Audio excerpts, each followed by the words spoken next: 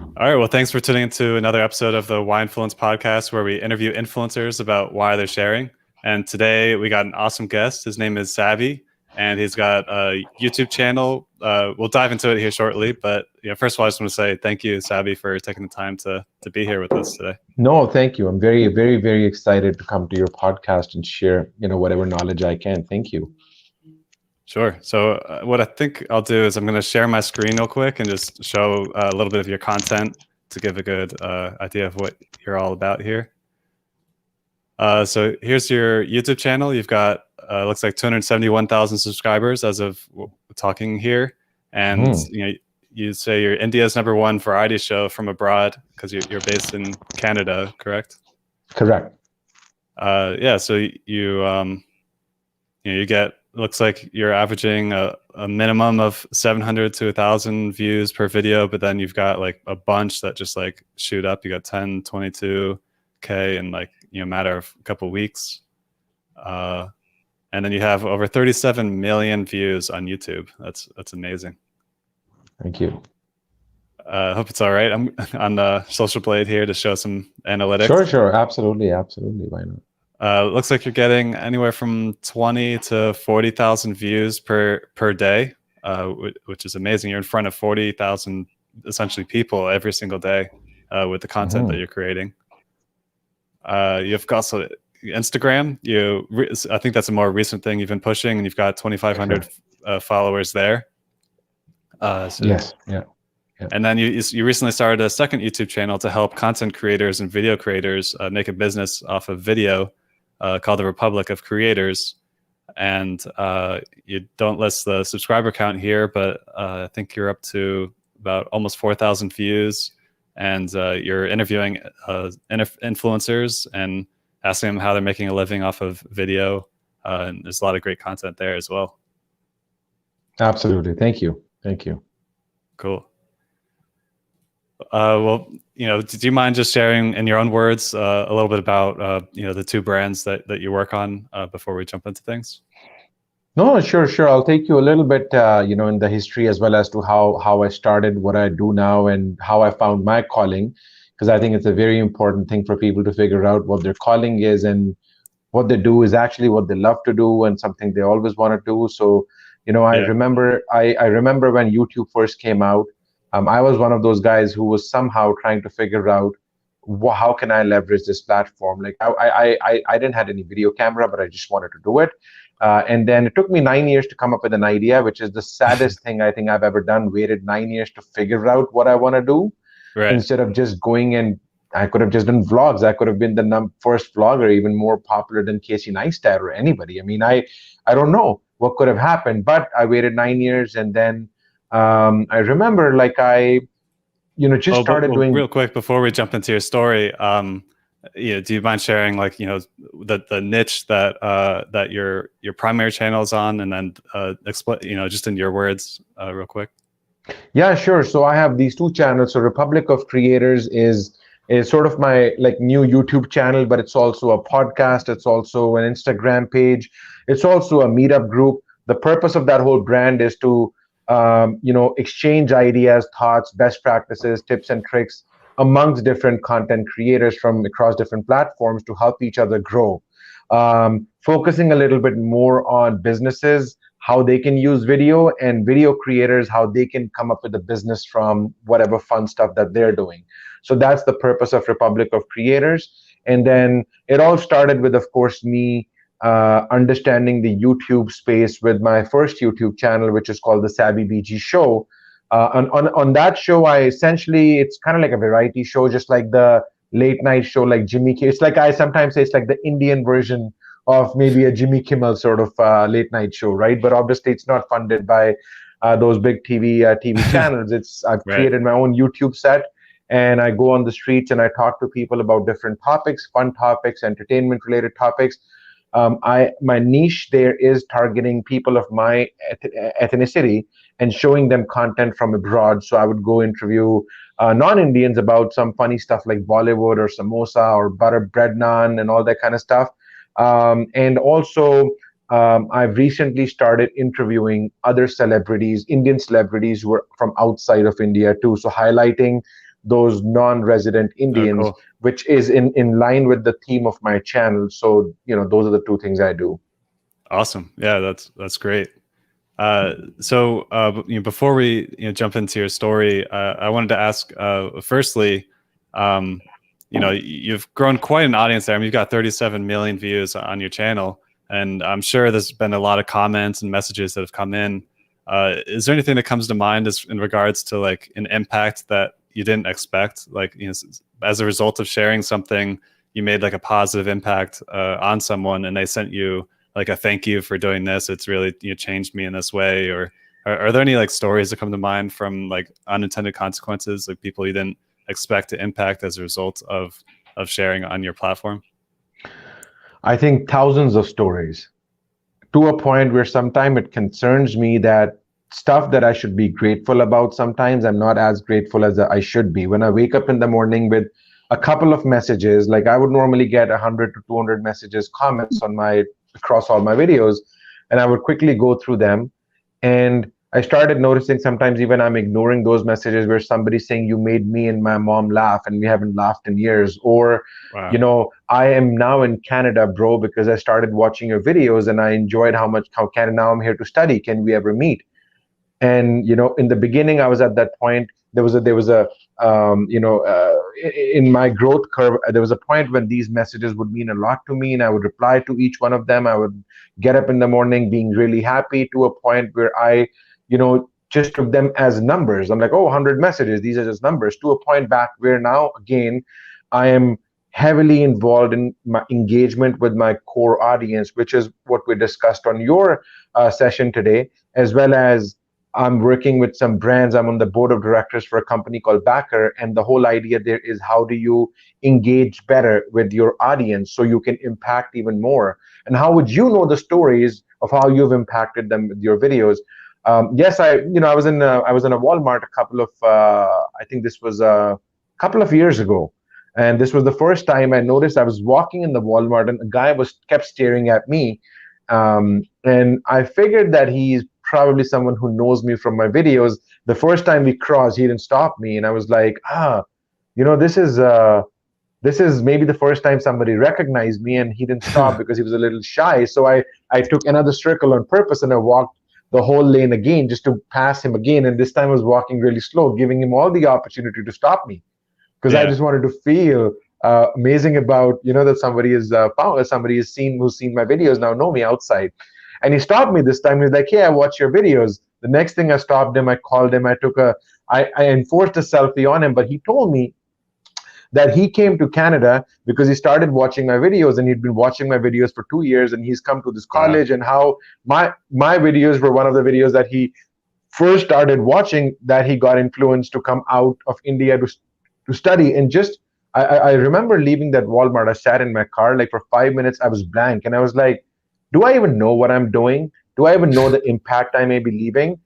And that is when I started thinking, how can I improve my content, because I am impacting people, and how do I also make more meaningful content? Not that I have found the answer yet, but I'm on constant chase of finding how can I impact better. Yeah, that's amazing. I mean, it's not like you started your YouTube channel with the intention to have someone watch your videos and then make a whole life decision to move to another country and go to school somewhere else and completely change people's lives. Absolutely not. Not. But it's a thought that come up when you start impacting lives, and it's a wonderful way to live with the thought that you can impact people positively. Yeah, that's amazing. Well, thanks for sharing that. So, before we jump into your story, I just want to ask for some advice. You've got tremendous success on YouTube. You've been doing it for a long time. It takes a long time to learn, make all those mistakes. So, if you were to meet someone today who just started a YouTube channel or is about to start one, what would be some of the biggest advice that you could give this person? You have to learn. You have to start. I'm not saying start with a strategy in mind. If you're not a business, you're not starting a YouTube channel with a strategy in mind and how video strategy can help you. But if you just want to be seen, you want to be heard, you want to leave a legacy, you want to create videos for fun, whatever that may be, obviously start. But then there's so much knowledge out there. Luckily, when I started YouTube, and I think I started YouTube because I may have come across a video by Nick Nimmin or Owen Video or Roberto Blake saying how to make a YouTube channel, how to create one. There's so much information out there that if you tell me today that you cannot start because you do not know where to start, then you should not start. You're not worth starting. Because go on YouTube and just type, how do I start a YouTube channel? Or what videos can I make? How do I make a video? Everything is out there. So you need to understand that it's worth it. And then you have to start it. And then you have to keep going, and you have to learn really quick now, because obviously there's so many creators now. You can't take 3 years to start, because I see a lot of people stop producing content because they don't see the results. So it's important that you learn. You go to this website called youtube.com, and they have a search bar, and search for things you do not know. That's what I do. If I don't know how to create a cover page for an Instagram reel video, I go on YouTube and I search how to create a cover art for Instagram reel. And now I know it, and I've crossed those 90% of the people that just keep thinking about it and not figure out how to do it. So you gotta learn. Yeah, you gotta learn, and you gotta know that it matters so that you can take action on what you learned. So that's great advice. So let's say you meet someone who's more established with YouTube and has been doing it a while, and they've got their system going pretty well. Like, what's some of your secret sauce? Like, what's something that you feel like you're doing different than the average person on YouTube that's attributed to some of your success? To be honest, nobody knows the answer to that, like, clearly, right? There's some creators who have just 10 videos and they're sitting at 4 million. There was this lady, I forgot her name last year, something, Genial something. And she produced her first video, got her 1.7 million views and 800,000 subscribers. She was at 1 million subscribers with her second video. What worked for her, I don't know. And sometimes I also have some people that I know, they've made over 500 videos and they only have 200 subscribers. And sometimes it pains me to see that they're doing so much and YouTube's not showing them the YouTube love, or any other platform. It's not showing them the love that they deserve, like my Instagram. So I don't know exactly what worked for me and what doesn't work for someone else. But what I do know is that today, when I work with my clients who have no idea about a video strategy and YouTube, I feel that I'm accountable to make sure that they're doing everything right, which means they have a strategy, they're targeting a certain kind of audience, they're making videos targeting that audience, they're learning all the best practices, how to record the video, the format of different platforms, how to use engaging thumbnails. So I feel that you're a little bit helpless in terms of how the platform can help you, but you are in complete control of how much you can get competitive advantage by knowing certain things and doing it right from the very beginning. So if somebody's starting out now, again, I'll go back to my last piece of advice. It is that you have to really go deep into the learning aspect of it really quickly. And again, I don't want to overwhelm new creators with like, oh my God, we have to learn a lot. No. But what I'm saying is that you just can't, you can't wait for years to figure out how do you gain some of the competitive edges you can by learning the tips and tricks of every platform. So learning, I think, has been key to me as well, because I've spent hours. There's a reason why I come to your podcast, your meetup sessions every week. I mean, I can say I have 250,000 subscribers. Why do I need to go and learn? But every time I come to your session and I sit with 30 different people, I go back always learning something new that gives me that edge over others who did not join. Right. Yeah, that's amazing. Thanks for that comment. So just to reiterate, this question was geared towards, as an established influencer. So if you're listening now and you feel a little overwhelmed with what Sabby's saying, it's because, you get to there by like taking those steps, but you have to start, take action, and you tweak and keep learning as you go. So you don't need all these things that Sabby's saying right out the gate, but it's something that you work and strive towards having, as you streamline and get your channel more established.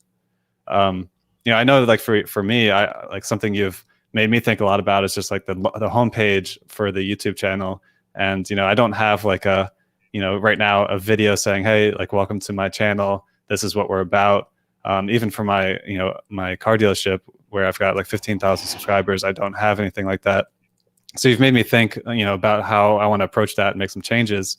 But like, what are some of the big, I guess common mistakes that you see? Like, you meet an established influencer and on YouTube, but like maybe they've gotten great success in a certain angle that they're doing that's working, but they're missing something that is very commonly missed that could make a big impact on them.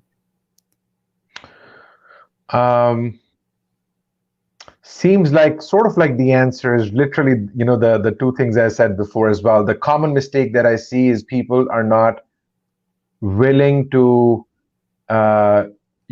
deep dive into learning their particular platforms and understanding and testing and trying different things. And I think that's the main problem I see.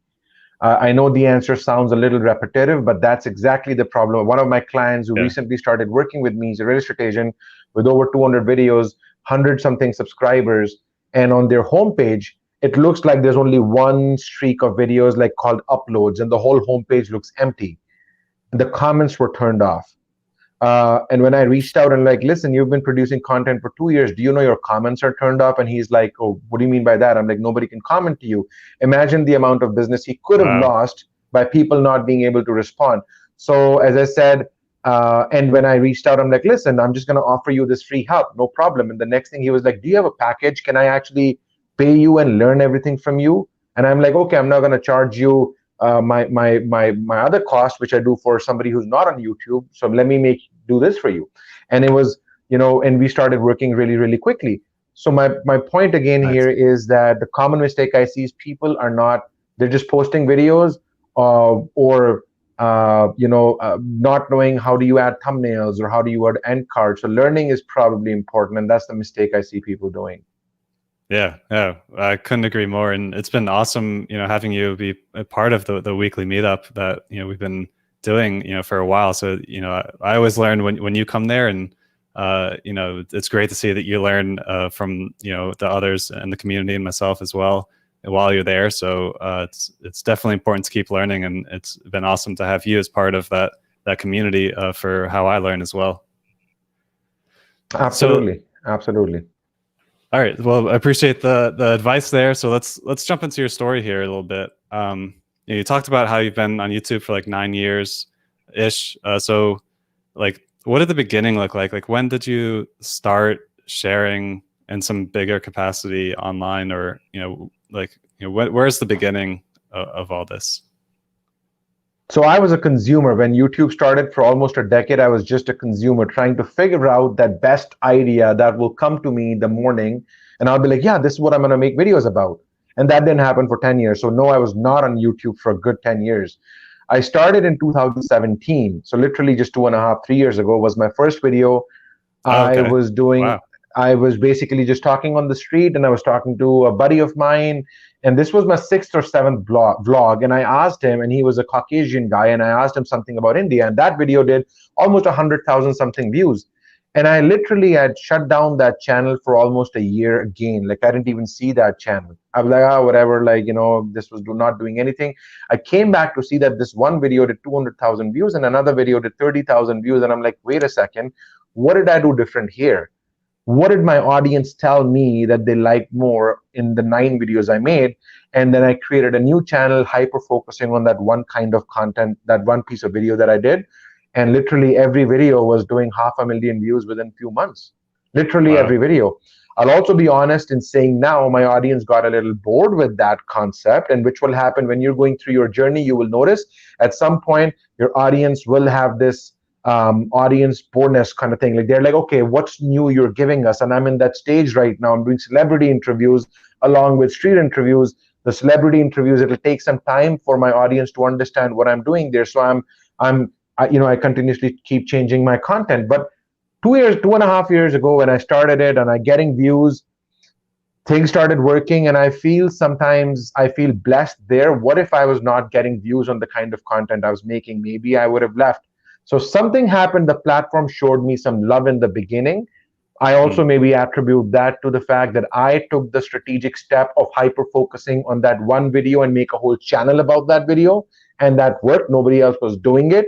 No, people in India never saw content like that, or a crazy guy going on the streets and talking to all Americans and Canadians about all this, making them eat samosas and eat butter chicken and all that. So it was a crazy concept. So it worked.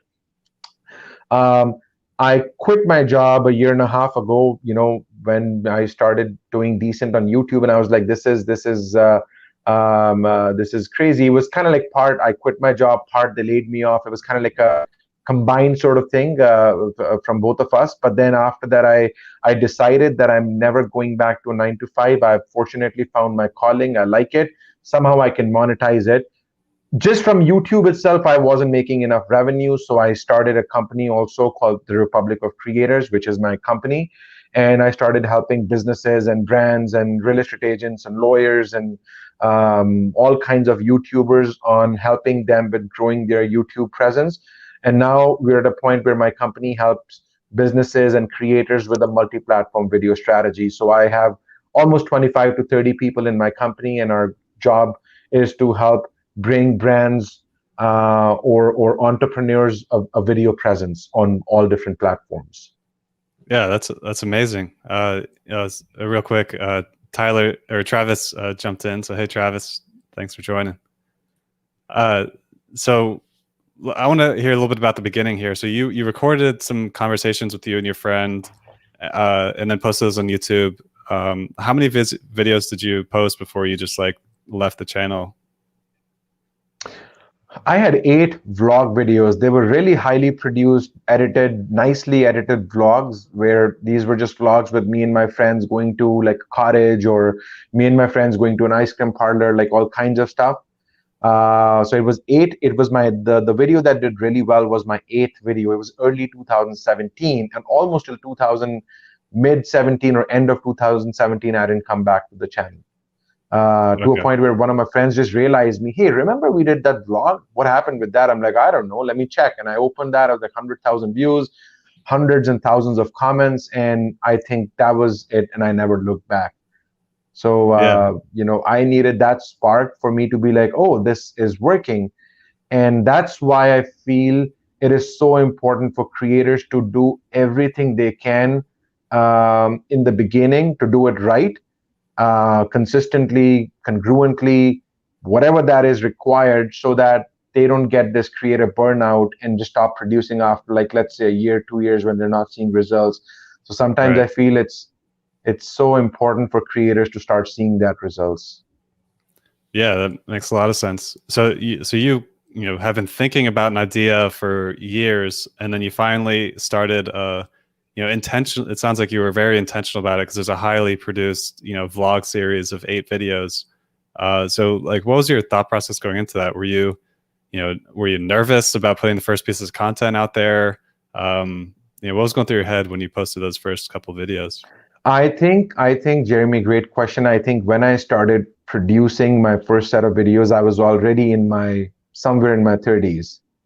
So I had this thing called, I think what I was dealing was something called midlife crisis, where I'm like, it has to be done now or never. I kind of knew from a very long time, when YouTube came out, social media came out, that I want to do something special. I did not know what. But then I was at a point where I'm like, okay, I don't care. Like, I'm just going to have a nice cell phone, which can now take good selfies. Because I think by 2017, there were good selfie cameras that started coming out. I'm like, okay, I'm just going to do some vlogs. And so whatever I was doing in my daily life, I literally just started documenting that just with my cell phone. And I started posting this on SabbyBG Vlogs. When that one video did well, I said, okay, this could be a good strategy. And then for the last 2.5 years, I basically just produced content on the SabbyBG Show, very strategic content. So my first 8 videos were not strategy at all. It was just me not knowing what I'm doing. And I took Nick Niman's advice on your first 50 videos are your training. It's going to help you figure out what you want to do. And some people ask me, oh, I haven't started because I don't know what to start with. I'm like, so start with everything you can start with. By 50th video, you'll know what you actually want your channel to be about, or your videos to be about, your content to be about. So just do not start because you haven't figured it out. If you have 5 different interests, somehow incorporate all of them into what you're doing. start 5 different YouTube channels, whatever like it requires you to start, but just start. Sometimes I feel I start sounding like Gary Vee because he's pushing people to do things like and he's a little angry about it, and I feel that way as well because I understand how blissful it could be, if I can be a little cheesy here, to have following and fans and knowing that you are someone, and now they're also feeding you, and somehow it's also, and everything you and I, Jeremy, we're doing, it's not because it's giving us $4, $5, $10,000 right now. It is because this can be $1 million. This will be $1 million, $10 million, $20 million entity at some point if we keep doing it.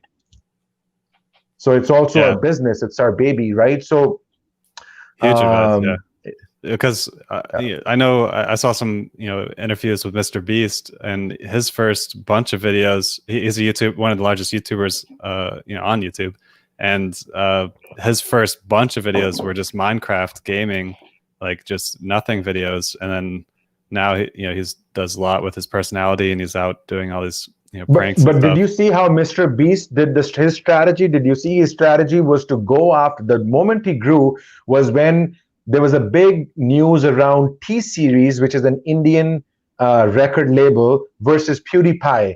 And that's where Mr. Beast came in. Mr. Beast started paying thousands of dollars, have these hoardings all across America saying, go and subscribe to PewDiePie. And that PewDiePie started talking about Mr. Beast, that this guy is supporting me. And Mr. Beast is now on the verge of beating PewDiePie in the next few years. The way he's growing, they're saying Mr. Beast is going to beat PewDiePie in terms of number of subscribers, but he leveraged strategically when that trend happened. He just went, heads down onto that, and he grew from 1 million to like 30 million. Yeah, and I know shows that again actually, the importance of strategy. Yeah, and I know that for you, you've got a lot of success from the trend spotting. Like when you spoke at my meetup, you spoke on using trends and how you can capitalize on trends to gain more views. So you've got quite a big experience with the whole capitalizing on trends thing too. I love trends, absolutely. As a matter of fact, my next 2 videos on the SabbyBG Show, the video that's releasing tomorrow night is what are people thinking about, or Indian people thinking about Kamala Harris, because she is half Indian sort of ethnicity. So she ties into my channel. And then I spoke to the Indian people walking in Canada and whatnot about that. And it was it's not one of my most entertaining topics, but I'm trying to ride the trend. There's millions of searches around Kamala Harris, and I'm trying to ride that trend. And again, my next video after that is with Joe Biden winning, and I'm asking Indians about what they think about how it's going to improve the relationship between US and India. So I'm again using a trending topic within the theme of my channel topic. So I'm incorporating those two. And any one of those videos can do 2 million views in like 5 days. Yeah. Great idea, by the way. Yeah, it'd be great and to. Every video on YouTube has its own opportunity to write. That's what the new YouTube algorithm really supports. Like, it doesn't matter you're a small channel, big channel. If you produce a piece of content really well, and you ride the trend, and it's properly done, and it's getting a lot of engagement, it will help your channel grow a lot, and it can start trending as well. So some people who are like, we're small creators, no, if you make good content, you're going to grow really, really fast on this platform now. See, the platforms have gotten very smart too. Even if you're a small creator, but you're getting a lot of engagement, it's helping you push you a lot faster now.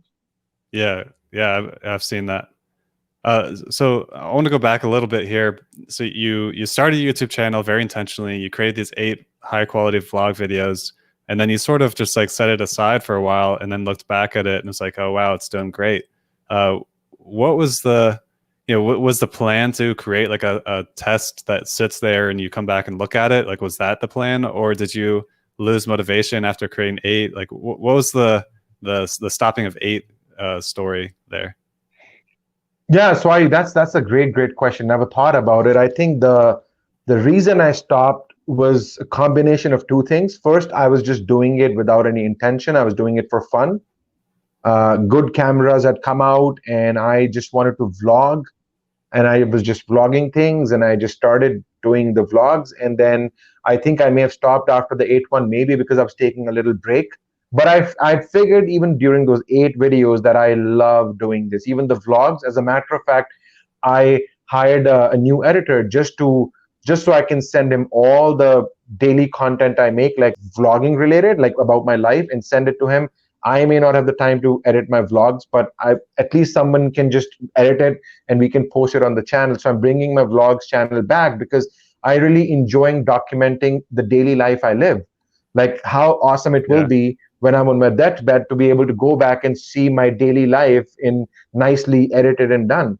So there was no intention. I did it because I wanted to leave that legacy for myself. Plus, of course, all the other benefits. If they come, they come. I don't know why I stopped, but I knew from the first 8 videos, I knew this is what I want to do. So I had to come back anyways. I didn't leave the platform per se because you had the benefit of having that boost of encouragement by seeing the views there. That really was like, okay, there's some motivation because the views are there as well. Yeah. See, if that didn't happen, I would have just stayed on my vlogs channel. I would have just continued to make vlogs, and I can guarantee that would have been a big channel as well if I would have consistently doing what I was doing. Because a couple of the videos did really well, even on my vlog channel. Sometimes I feel like should have maybe just done that. But again, I strategically took one of those things and I started this other channel. But yes, I mean, there was no intention to start. And from the very first video, I knew when I published it and I got a few comments, I knew I'm in love with doing this whole process. Yeah, and that comes up a lot, especially in the meetup and the people I talk to, because it's a lot of work to create content and put stuff out there, and especially in the early days when you're most likely doing a lot of this on your own, you can't really manage too many things at once. So it makes sense that you had to sort of intentionally choose like one versus the other, because if you did both, you'd be doing both half as good instead of one all the way. So in either way, you would have been successful, which you obviously are successful with the path you chose. So just it's a little takeaway that I took from what you shared there. No, absolutely. You have maybe 15 hours or 20 hours to work a day. Like I'm saying that because we both know we probably do that right now. All this is hopefully taking us to a lot of time freedom in future. But if we are working 18 hours a day right now, that's the time we have. Then I had my full-time job for 8 hours. I have 10 hours left for my SabbyBG show. And then slowly when I quit my job, the Republic of Creators idea was there since I was maybe 50,000 subscribers. That's when I created the Toronto YouTube Meetup group, which became Republic of Creators during COVID. But I incorporated that when I had more time. And now that I have even more time because I've hired people to work on my SabbyBG show and my Republic of Creators, I'm now taking time out for the SabbyBG vlogs. So whatever brands I want to, and then I have a lot of clients that I have to help as well. So you really have to, to take something in, you have to automate stuff there so that you can either stop doing that and pick something else, or you automate certain things or outsource certain things on your old stuff, and then you start doing the other stuff, right? So it's all really, running YouTube channels is like entrepreneurship. Like it's really entrepreneur. It's a lot of entrepreneurship. And I sort of see that, the ladder and the energy that, from when we've been engaging with each other, like, you seem very passionate about the Republic of Creators, and you've obviously been thinking about it for a long time. And it almost seems like, SabbyBG, like you've been doing it for a while. So is that sort of, like what's the future looking like? I guess is the question. Are you on a path that SabbyBG becomes sort of its own thing that can drive itself, and then you're sort of put your energy where it needs to go to work on the projects that you want, or what's the future of your just whole ecosystem that you're thinking about? I'll be very short with this answer because it doesn't help anybody who's listening to this podcast. But I'm in a weird state right now where one side I'm in a mini Indian celebrity talking about entertainment and street shows and all that stuff, and on the other side I'm helping global creators. So it's two different things. But the energy shifted from me sharing my knowledge on my main channel to people that are also trying to do through ROC. And ROC literally started because that's where I can learn how to do this, what I'm doing on my SabbyBG show well, and help my clients with it that are paying me to sustain. So kind of like ROC is still more of my sustenance model right now for me to sustain my income.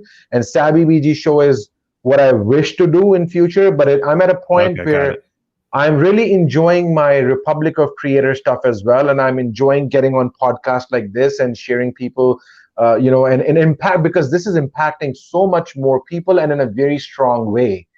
Entertainment content as good as it could be, but this is knowledge content, right? So knowledge content, everybody that's listening to this podcast may implement certain things from here.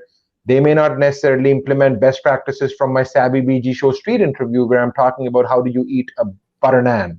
So this is more impactful. I really enjoy this. Not to say that I still don't, my biggest brand is still the SabbyBG Show. So I don't know which direction I'm going to. Tomorrow, if Netflix calls me to do a worldwide travel show for them, going to different Indian restaurants in different countries, I'll just take that right away. So I don't know where I'm going to be going, like blown, full on in future. Yeah, that makes sense, and I think that is helpful because it's a constant struggle to figure out what you want to do and to really have that clear why, and that why evolves over time. Like what your reason was for starting to what your reason is today to what your reason will be tomorrow is going to constantly change. Absolutely. It's a struggle that anybody's going to be encountering themselves. Absolutely. So, and related to that, I wanted to say just one thing. If anybody's listening to this, very important. That's why when you start your channel, sometimes if you can also, maybe some people are thinking, what should I do? Then maybe future-proof it yourself too. Like think about it, that if in 10 years you think you'll still be interested in that topic, right? Would you still be interested in just doing entertainment content or value-driven content? So just going a little further and be like, okay, I'm right now I'm talking to let's say people about some kind of cartoon or some kind of game, but what if that game dies in 5 years from now and there's something else? So you can be a little strategic there as well to see if this is something that you growing now, would it still be relevant and interesting to you in 10 years from now or not? Yeah, that's a great point. I actually had a guest who played FIFA, video game for soccer, football in Europe, and he was from the UK, and he had 1 million subscribers on YouTube, but he's been doing it for a while, and the community is sort of shrinking a little bit, so he owns most of the community that's there, and he's been doing it for so long, like his passion was then migrating towards like something completely different, and so he had just started a second YouTube channel at the time when I talked with him about like real estate and investing and things like that, completely different. But he knew some other people that were in his space that made a pivot much earlier, and he made some comments where he like had sort of said they probably made a right decision when they pivoted from doing the the FIFA video game to something else, because it does change over time, and it's hard to carry that audience with you. And like even going from video games, like if you say play a soccer game to a hockey game or a football game, those are completely different audiences that you're going to be hitting. And those pivots are not easy. So I think picking the topic that you can stick to is a great thing to think about. Sure, and absolutely, being strategic is helpful for sure. Awesome. So I want to gauge, like you've got tons of comments coming on your SabbyBG Show. I want to talk about that. What's the community feel like there? Like, do you have like a community hub, or like how do you, I guess what does the community ecosystem look like when you have a channel like that? So do you mean like how do I engage with my community, or like what exactly, if you can kind of like does your community engage with each other? How do you engage with them? Just not really. So that's, again, there's a difference between the two brands I'm trying to juggle with right now. With my SabbyBG Show is purely entertainment content. It's not knowledge-based content or people helping each other. So it's kind of like I produce entertaining content, and I can be a late night show from there. Big TV show can take me, and it's kind of like me putting me as a brand. My other Republic of Creators community that I have, that's why I have a Facebook group and a Meetup group to support my YouTube channel and any kind of audience I'm growing there, so that they can intercommunicate as well, just like yourself. Nice. So with my podcast and with my YouTube, I've also created that space where they can now collaborate. So all the LinkedIn or Facebook all these different places. I have groups. Actually, I just applied for this company, sort of like a page from this company called Circle.io. It's something Pat Flynn is recently using to grow his Pat Flynn community, as well as basically just like Meetup, but it's where people stay in a community. It's a pretty cool platform. And right now they're in their beta test, but that's where I can start onboarding my community from Republic of Creators, where they can easily communicate and really like help each other. So the platform is created for creators to collaborate. So my first channel, there's not that much community engagement between each other, but yes, I do reply to all my comments. I've actually hired somebody now to kind of like heart my comments, because I just want the people to come back and watch the video. If I heart the video, they'll come back and check, oh, who hearted it. So I've hired somebody to do that. So I'm trying to improve my engagement. I'm trying to work with companies like Backer, which I was showing to you guys today, to again improve my engagement with the audience. But the engagement model between people will be different on different brands. Yeah. Thanks for sharing that. So, you've been doing YouTube for a while. You said you, at some point, you made the decision to go full time into YouTube and content creation. And now you've, built this, sort of division where you've got like a business that's being created. But, there's a lot of content creators out there, or aspiring creators. And, there's always different ways to make an income. So from like whatever you're comfortable sharing, like, do you mind, like, from a high level, just saying like maybe income sources that are targeting, or that you've had experience with, just so people can maybe like think of some ways that maybe they could apply to their situation and maybe make a living doing it? Absolutely. I think, Jeremy, even when you're starting a new channel, like for example, Republic of Creators is a very new brand of mine. I reached out to a big microphone company and I helped them with something, and they sent me a $10,000 worth of goodies just to say thank you, right? I reached out to TubeBuddy, who are amazing platform, and they gave me completely free access to TubeBuddy to test it out and kind of like stuff like that. So even if you're a small content creator, let's say you're even at 100 subscribers, 500 subscribers, I did a whole presentation actually last week on how do you work with brands. Just start giving value first, and make sure that they get to know you, that you exist.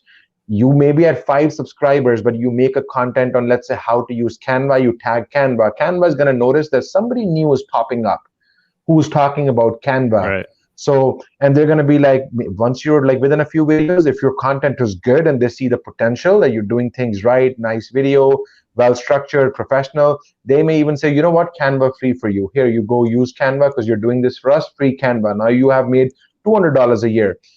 Everything that you do, every different element that you do to generate revenue, like so do Teespring to put t-shirts and your merchandise under your YouTube channel, to work with brands where you give them a shout out and they sponsor your videos, or to do Patreon, or to do magic links, or to sell, use affiliate links.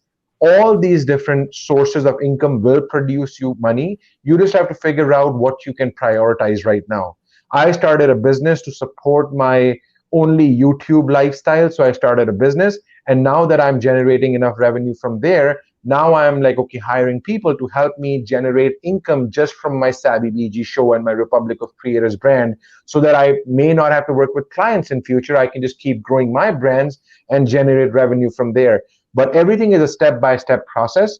With very new creators, your first step should be whatever you do on that video. Let's say if it's a strategic channel, you're talking about tools like Asana or TubeBuddy or how to grow on YouTube, start tagging those brands, and then start giving the brands value by making videos and making tutorial videos about them. You will start getting noticed, and all kinds of brands will start reaching out to you, and then start thinking, okay, today is my day. It's again going back to the learning aspect. You're like, okay, today I got to figure out how do I add merchandise to my YouTube channel.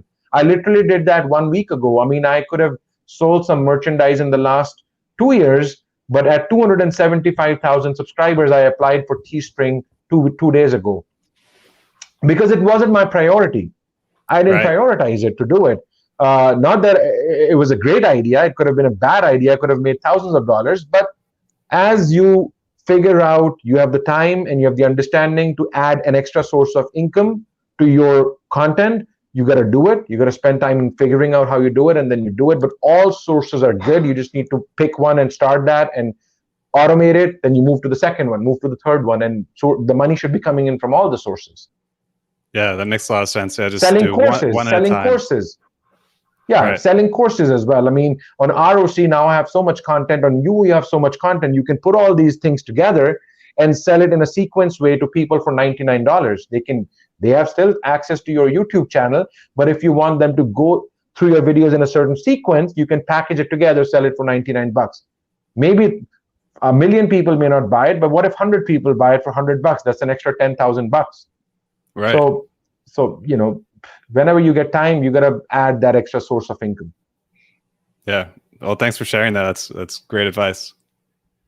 But I wouldn't say there's one better than others, so I don't have the answer to that, unfortunately. Yeah, it's something that we're always figuring out, right?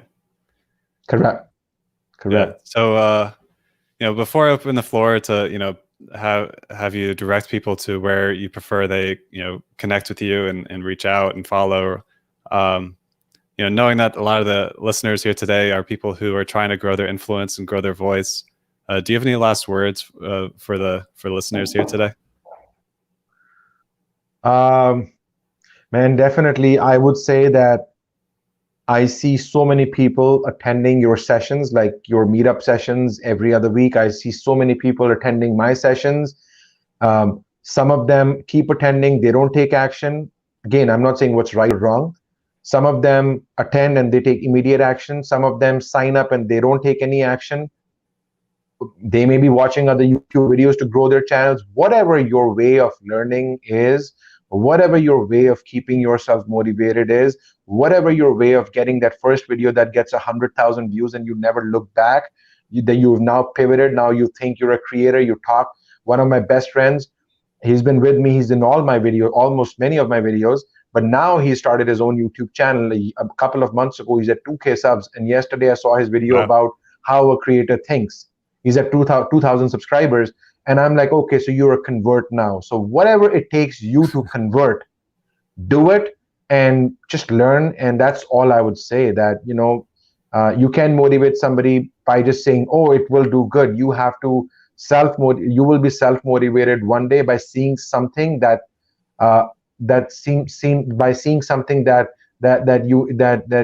converts you. So whatever it needs to get you to there, just do it. Huge advice. Yeah, take action. That's the biggest thing, is just take action.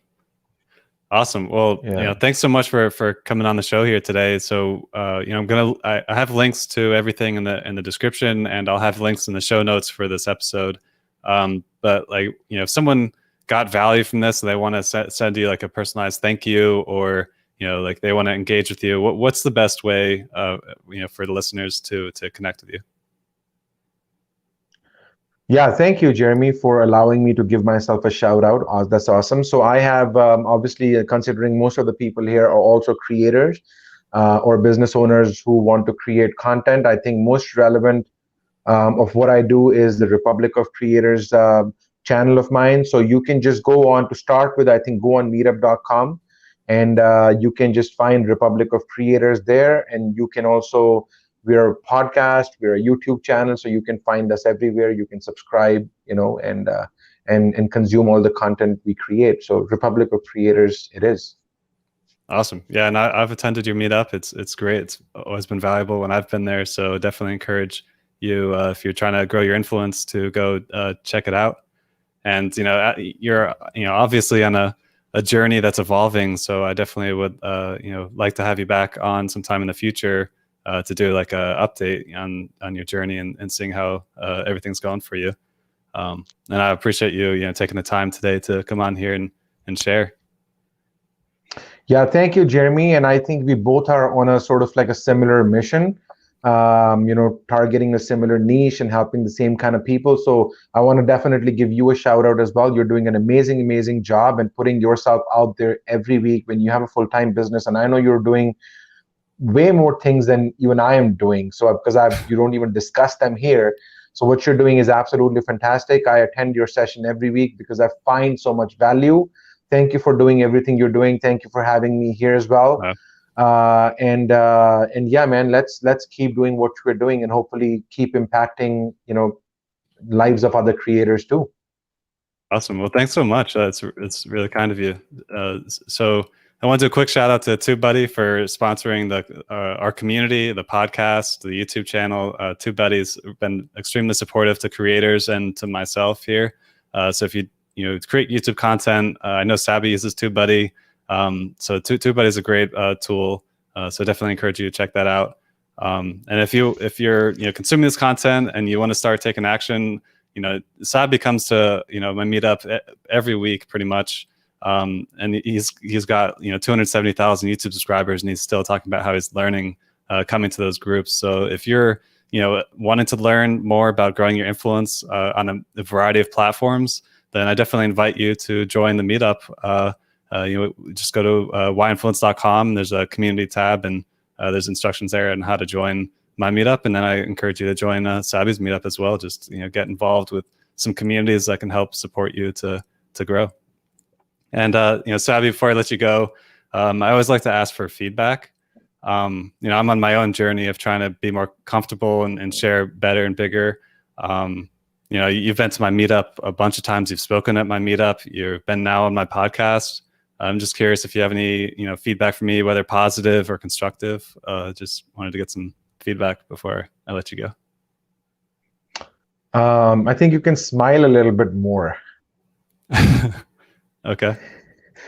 But other than that, to be honest, Jeremy, I mean, I am so inspired by what you do. So I don't think I have any feedback for how you do things.